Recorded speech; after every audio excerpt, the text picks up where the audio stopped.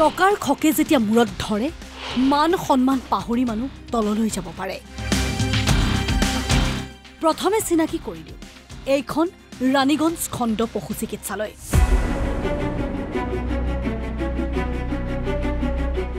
আৰু এইজন চিকিৎসালয়খনৰ চিকিৎসক ডক্টৰ NC সৰকাৰ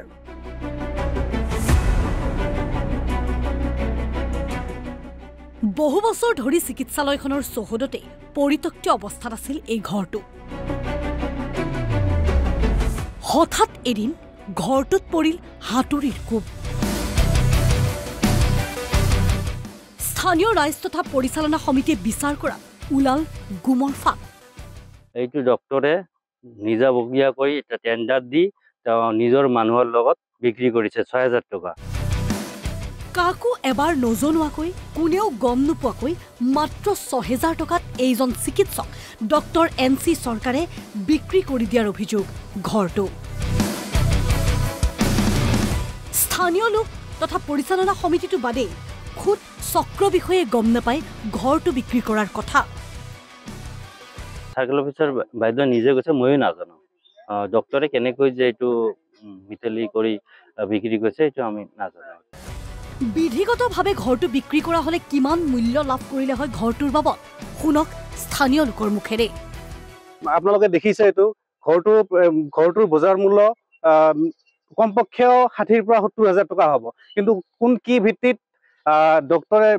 আৰু ইয়াৰ বিভাগীয় কৰ্তৃপক্ষই মিলি পেলাই কি ভিত্তিত তেওঁলোকে এই ঘৰটো ৬০০০ টকাত বিক্ৰী কৰিলে ইয়াৰ এটা উচিত তদন্ত হ'ব লাগে কামৰ বাবে উপযুক্ত মাহিলী পাৰিতোষিক লাভ কৰে ডক্টৰ NC সৰকাৰে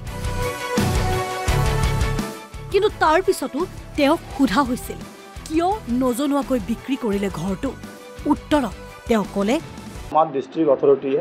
আমাক ডিসমেন্টলিং অৰ্ডাৰ এটা দিছে সেই ডিসমেন্টলিং অৰ্ডাৰৰ কাৰণে আমি ডিসমেন্টলিং কৰাৰ কাৰণে আমাক মিস্ত্ৰীয়ে বস্তুটো দিছে মিস্ত্ৰীটো বস্তু দিয়াৰ পিছত আমাৰ নিয়ম হৈছে আমি এইটো পাৰ্মিশ্যন দি দিছোঁ ভাঙিবৰ কাৰণে চাৰ্কেল অফিচৰ মই যদি নাজানো তেনে চাৰ্কেল অফিচৰ কেনেকৈ জানিব বস্তুটো চাৰ্কেল অফিচৰ মই ডিসমেন্টলিং অৰ্ডাৰটোহে মই অৱগত কৰাইছোঁ তাক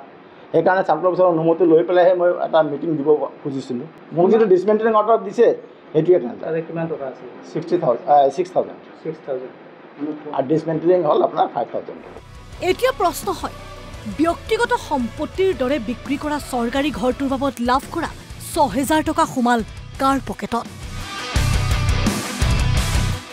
স্থানীয় লোকৰ দাবী চৰকাৰী সম্পত্তিত হাত দিয়া চিকিৎসকৰ বিৰুদ্ধে উচিত ব্যৱস্থা লওক প্ৰশাসনে বিলাসীপাৰাৰ পৰা নীলকমল নাথৰ ৰিপৰ্ট NB নিউজ